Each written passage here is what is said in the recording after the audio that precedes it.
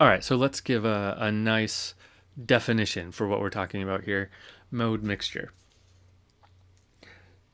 So mode mixture is shifting temporarily from a major key to the parallel minor in a musical passage. Now, I did say earlier that you could go to any mode, and you can. What we're saying with this definition is usually we're going, in most cases, when we're doing mode mixture, we're in a major key and we're borrowing from the minor key.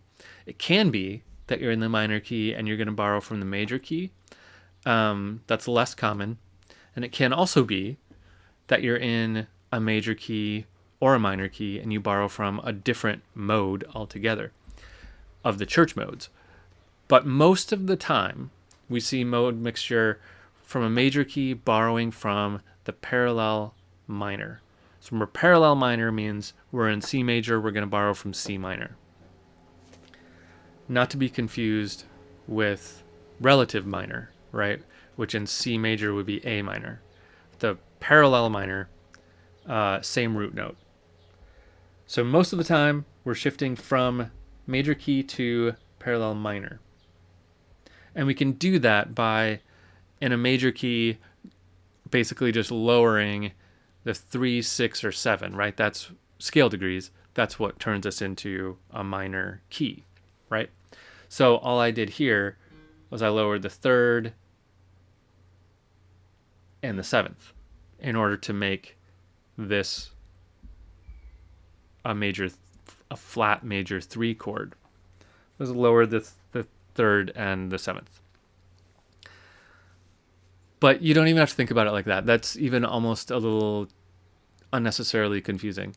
You can just think of it as borrowing chords from one mode or the other. In fact, I would even go so far as to say that using the term borrowed chords and mixture chords is essentially the same term.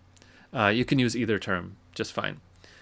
So you can borrow a chord from a different key, mixing a chord from a different key, same thing, right? So that's what we've got. Now, that's not the end of the story, however, because there's more complications that come with this.